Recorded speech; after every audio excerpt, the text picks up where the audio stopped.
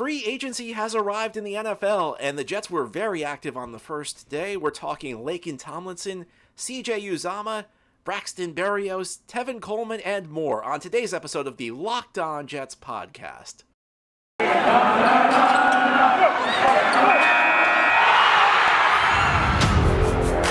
You are Locked On Jets, your daily New York Jets podcast. Part of the Locked On Podcast Network, your team every day.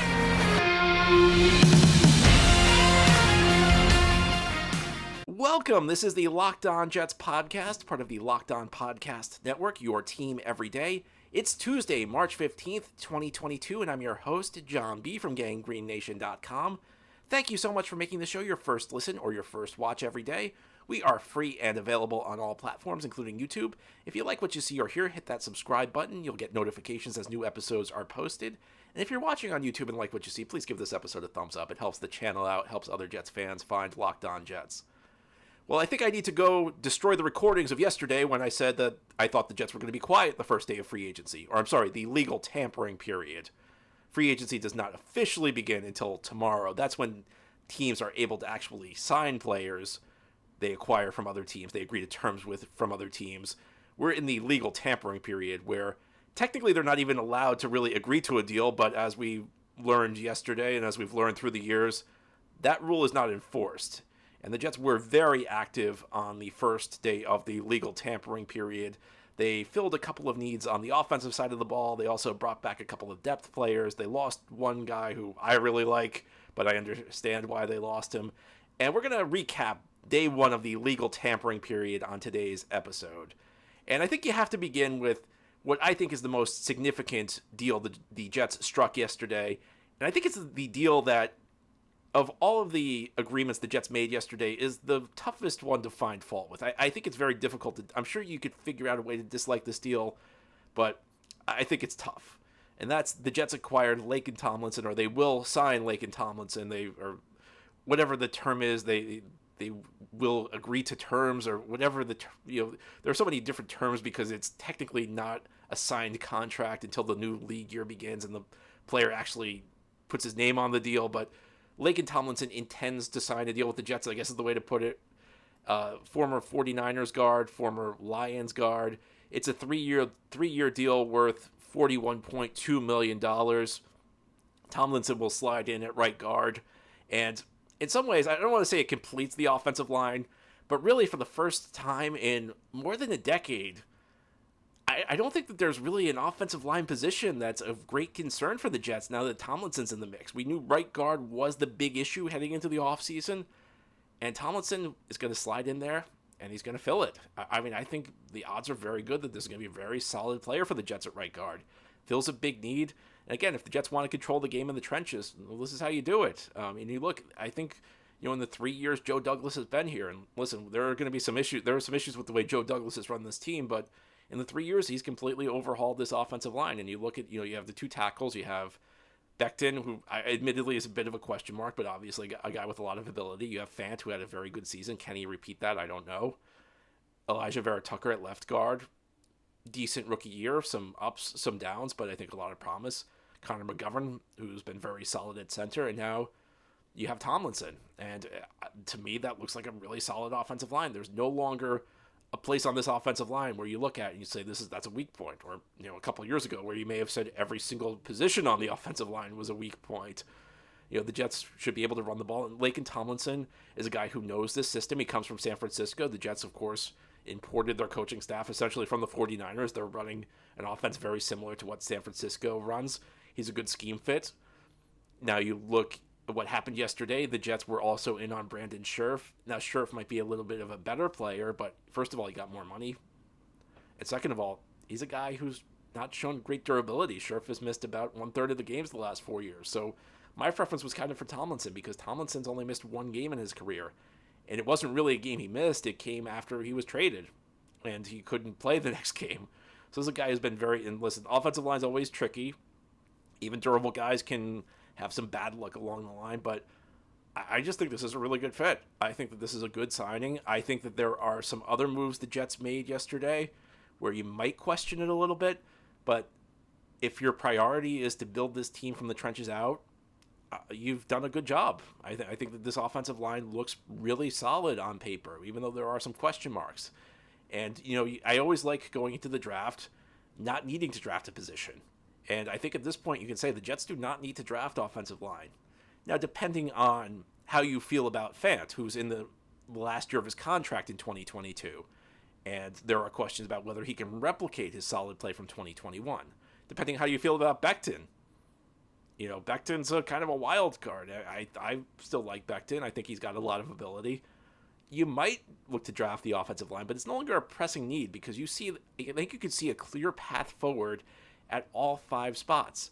And if the Jets want to run the ball, and I think this system, they're going to try and kind of build this thing around the run game. And this is a system where it's not so much about the backs, it's about the offensive line. This is a system that was run in Denver by Mike Shanahan. You always hear the Jets run a quote-unquote Shanahan-style offense. The early days of this system were in Denver, where the Broncos were putting in new backs every single year. I mean, they were putting in a new late round back every single year when we're talking in the late 90s, the early 2000s. And they were just running behind the offensive line. Because the offensive line got that zone run game going. And I think the hope for the Jets is, as much as they want Zach Wilson to develop, as much as they want to have a big-time passing game, I think the Jets want to build this thing around the run game. And if you're going to build this thing around the run game, it has to be built around the offensive line. Laken Tomlinson, I think, is just a really solid player. I think he'll help in pass protection. Last year, Greg Van Roten, or in the early part of the season, was an issue. Even after the trade for Duvernay-Tardif, he had some bad games in pass protection. I think there's no question about it. Tomlinson's an upgrade.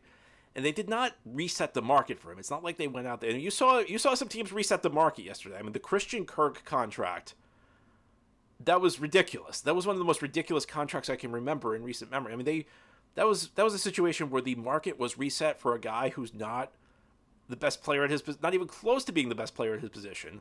Laken Tomlinson's not close to being the best guard in the NFL, but he did not get a contract that totally reset the market for a guard. So I think that the terms were fair. It's an expensive deal. It's not a bargain. It's not the type of deal where you look at it and you say, that's a great value deal, where you got a bargain. But it's the type of deal where you look at it and I think you say, you know what, that's pretty fair value for what this guy brings to the table. And again, I don't think you can undersell the idea of durability. And even though Laken Tomlinson, he's not a young guy. He's been in the NFL for a few years. He just turned 30. Age varies by position in the NFL. If you're a running back, 27's old. If you're a guard, 30's not that old. You can play. You see guards play into their 30s. So I don't even think the age thing really bothers me all that much, even though he is on the wrong side of 30. I think that's perfectly fine.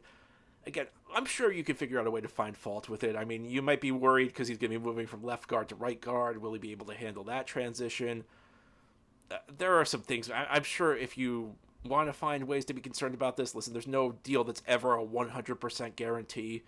But to me, this is the type of move you should be making in free agency, where you're aggressively trying to fill holes, you're finding quality players on the market, and you're not giving them ridiculous contracts. And, I mean, from where I sit right now, you can never guarantee anything. I think that this is a move that's really going to help the Jets out. And, again, I think this is one that's tough to find fault with. I really don't have any negative thing to say about this contract. In fact, there are no contracts that the Jets gave out yesterday that I completely hate. There's nothing that I say, that's a horrible deal for the Jets. The other deals, though, I see pros and I see cons. I think Laken Tomlinson, you could argue, I don't know if slam dunk's the right term, that might be over putting it, but Laken Tomlinson I really like. The other deals, well, there's none that I really hate. I think that there are some good things and some bad aspects to all of them, and I'll talk about a few of them ahead here on the Locked On Jets podcast on this Tuesday. Of course, our focus is on NFL free agency. The games ended after the Super Bowl where the Rams beat the Bengals. We won't have another real NFL game until the fall, but college basketball's tournament is finally upon us. I know you're excited about March Madness. We've got the first 4 beginning tonight. You got Rutgers playing Notre Dame tomorrow night in the first 4 game. And from all the latest odds, contests, and player props, betonline.net is the #1 source for all your sports betting needs and info. BetOnline remains the best spot for all your sports scores, podcasts, and news this season. And it's not just basketball. BetOnline is your continued source for all your sports wagering information needs, including live betting and your favorite Vegas casino games. Head to the website today or use your mobile device to learn more about the trends and action. BetOnline, where the game starts.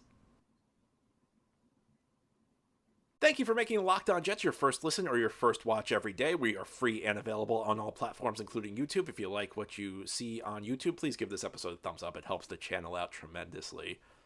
Well, we talked in the first segment about the Jets signing Laken Tomlinson from the San Francisco 49ers. There were some other additions yesterday, especially on the offensive side of the ball, and another glaring need was addressed as the Jets bring in CJ Uzomah from the Cincinnati Bengals. The tight end gets a 3-year deal worth $24 million. Now, I think the Tomlinson deal seems like a great deal to me. I have no issues with that. I don't hate the Uzama deal. It's one of those deals that has pros or cons. And the way I look at it is this. And it's kind of funny, like, the way you hear things. Because I could say, he's not a good value, but he's a big upgrade. And you think that I'm very positive on the deal. Or I could say the opposite. He's a big upgrade, but he's not a good value. And you think I'm negative on the deal. I'm kind of neutral on the deal. I don't really have strong feelings for or against. I see the pros, I see the cons. I think that if you're the Jets, and you think that you need to have a competent tight end to make this offense work, and that the difference between a competent tight end and a horrible tight end is like the difference between this offense working and the offense not working, this deal makes sense. Uzama's a competent tight end. He's not a great tight end. He's not going to go out and get you 1,000 yards in the season. He's not going to be George Kittle. He's not going to be Travis Kelce. He's not great at anything. There's nothing there. There's no area where he really stands out. And I know he had a couple big playoff games with Cincinnati. He's not a great tight end, but he's a competent tight end. There's nothing he does exceptionally poorly. I mean, this guy is kind of like the median tight ends. I mean, you think of like Joe median tight end. This is it. And that obviously is a big upgrade over what the Jets had. Because the Jets were running Ryan Griffin out there. And listen, I don't need to tell you that I don't need to tell you what I've been saying about Ryan Griffin the last couple of years. Ryan Griffin, I mean, he can maybe catch a short pass. He can find a hole in the zone. That's all Ryan Griffin can do. And you were running Tyler Kroft out there, who is not like a horror. Like, Tyler Kroft's an NFL player. Tyler Kroft is your number 1 tight end. That's a stretch. Tyler Kroft is your number 2 tight end. Not even excited about it. It's one of those things you can live with. CJ Uzomah, I think, is a competent starting tight end in this league. He's a number 1 tight end. He's not a great tight end. He's never even had 500 yards in the season. And, the Jets are out there selling the notion that they're going to unlock him. I saw a few numbers thrown around. I'm sure when the Jets make these deals, they're kind of selling their side to like the reporters that are tight with the team. It seems like the argument for Uzama is that a very good run after the catch guy. They think that there's some untapped potential as a run after the catch guy. And, I look at this and I say, well, this guy is 29 years old.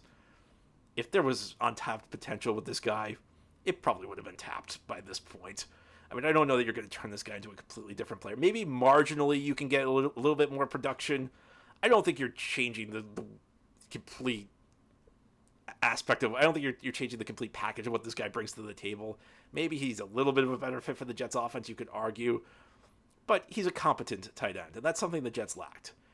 Is that worth $8 million a year? Well, that comes down to your perspective, and this is one where I could see either way. I could see you liking it, I could see you disliking it, or you could be like me and kind of like see both sides of it, where it's an upgrade. And the Jets have competency at the tight end position for the first time. I mean, maybe since Dustin Keller, because I mean, you think about all the bad tight ends the Jets have had in here since then. Dustin Keller left the team after the 2011 season. What have the Jets had since? I mean, do you remember when Chan Gailey was here under Todd Bowles? Kellen Davis, Jeff Cumberland, Austin Seferian-Jenkins might be the best tight end since Dustin Keller, and he wasn't that great. I mean, the Jets just have lacked at the tight end position. The last Chris Herndon did have a very good rookie year, but never built on it. The Jets have had nothing at the tight end position for years. Is Uzama an $8 million player? I mean, it's debatable, but there's no question the Jets upgraded here. And again, if your perspective is that the Jets can get by with horrible tight ends, then this may not be the deal for you. If your perspective is that it's a non-negotiable we have to have a competent tight end to make this offense work, then $8 million probably makes it. I can see either side of the story. I don't love it. I don't hate it. I think I understand. No matter what your view is on this, I understand it. Now, the other big move the Jets made on offense yesterday was retaining Braxton Berrios. I'm surprised I thought Berrios was going to get more money from somewhere. I mean, look at the money Christian Kirk got. Christian Kirk getting $21 million a year. I'm kind of surprised Berrios couldn't get more than $6 million. But Berrios stays with the Jets. And Berrios said he wasn't giving the Jets a hometown discount, but the Jets stepped up to the plate. 2 years, $12 million.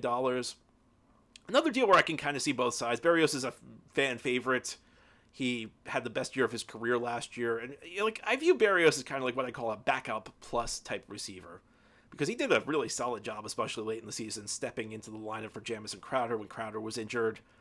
He had a few clutch catches in the games that he played late in the season. So, he's a good backup. He's never even had a 500-yard season.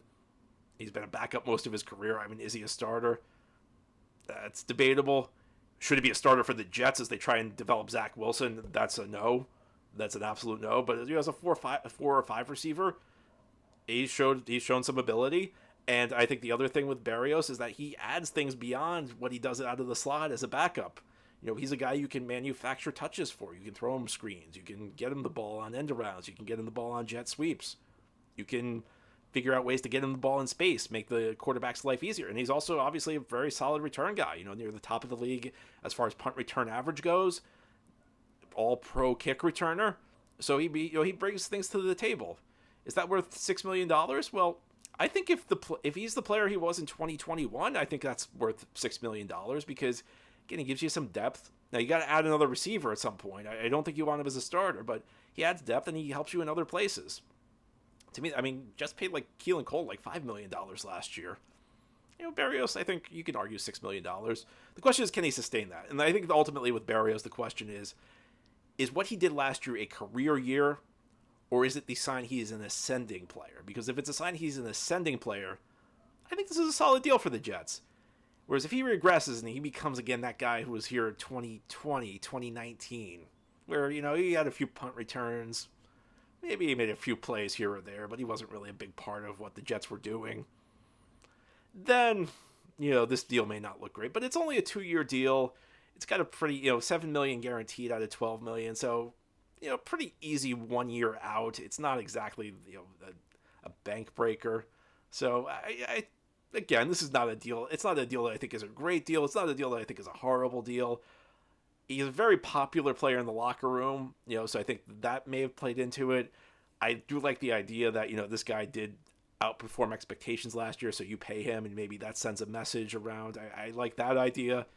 I probably a little bit more positive than negative on the deal. I get, there's some dislike of it out there, but to me, this seems like a fine. I got no issues with this deal. As long as he's not the starter. Listen, he should not... Listen, he could start on a team where the quarterback's established. But on a team with a second-year quarterback, you got to try and upgrade the position. So as a backup, as a return guy, as a guy you manufacture touches for, $6 million, that seems fine. That seems fine to me. There was also some smaller news yesterday. The Jets brought back a running back, and they lost a defensive lineman. And I'll talk about those ahead here on this Tuesday episode of the Locked On Jets podcast. Joe Douglas is trying to fix the Jets this offseason, but if you need to fix your car or truck, go to rockauto.com, because with the ever-increasing number of makes and models, it's now impossible for your local chain auto parts store to stock all the parts you need. Why endure often pointless or seemingly intimidating questioning and wait while the person behind the counter orders the parts on their computer, choosing the only brand their warehouse happens to carry? You have computers with access to rockauto.com at home and in your pocket, so save time and money when using Rock Auto, because Rock Auto is a family business serving do-it-yourselfers for over 20 years, and their prices are reliably low for every customer. Just go explore their easy-to-use website today to find the solution to your auto parts needs. Go to rockauto.com right now and see all the parts available for your car or truck. Write Locked On in their How Did You Hear About Us box so they know we sent you. Amazing selection, reliably low prices, all the parts your car will ever need. rockauto.com. This is the Locked On Jets podcast here on this Tuesday, Recapping the first day of free agency, or I guess the legal tampering period in the NFL, Jets were very active. We talked about the major moves that were made. There were some smaller moves, one smaller move in particular. The Jets did agree to terms to bring back Tevin Coleman on a one-year deal. I like the move. I think Coleman's ideal for the number 3 back role. The role the Jets should have had Frank Gore in 2 years ago.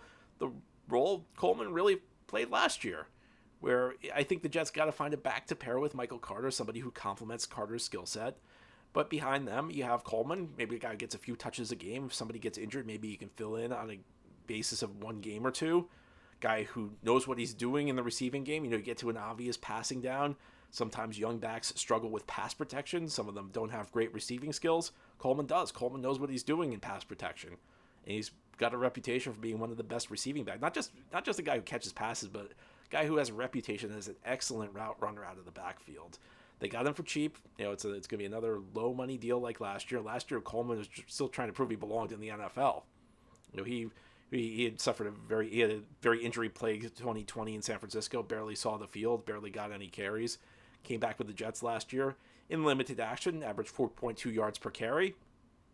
Tough to dislike this move. It's a small move. It's a depth move. It's not a move that really changes a whole lot with this team, but I think a good move for the Jets. I like bringing back Tevin Coleman. I think as a number 3 back, you can do a lot worse. And the Jets did lose one significant player yesterday. That's Foley Fatukasi. He signs with the Jacksonville Jaguars, a multi-year deal, annual salary around $10 million. It's one of those things. If you've listened to the podcast for a long time, you know that I love Foley Fatukasi. It's one of those things where my heart is telling me one thing, but my head is telling me another. My head's telling me Jets probably couldn't pay him $10 million. That probably wasn't the best asset allocation for the team. But my heart is telling me, man, I really miss Foley Fatukasi. Great late round pick for the Jets a few years back. Developed and blossomed into a tremendous run stopper at the defensive end position. Really just a very solid defensive tackle. I wish him the best in Jacksonville. I think he was really a tremendous addition for this football team. A rare late round success story for the Jets in recent years, and was the team captain last year. Really gained respect in the locker room. So I wish Foley Fatukasi the best in Jacksonville. But there's plenty of work to do. The Jets still have cap space. They got to address a lot of positions. This defense has not been addressed yet. You've got issues at corner. You've got issues at safety. You've got to improve depth on the defensive line. What are we doing at linebacker? On the offensive side of the ball, wide receiver. Still got to add somebody. So a lot of work remains. We'll see what the Jets do on Tuesday, and we'll be here to recap it tomorrow. But for today, that's it. This has been the Locked On Jets podcast, part of the Locked On Podcast Network. As always, if you enjoy the show, subscribe to it and leave it a good review. Have a great Tuesday, everybody. We'll be back tomorrow to talk more Jets. We'll see what the Jets do in free agency on this Tuesday.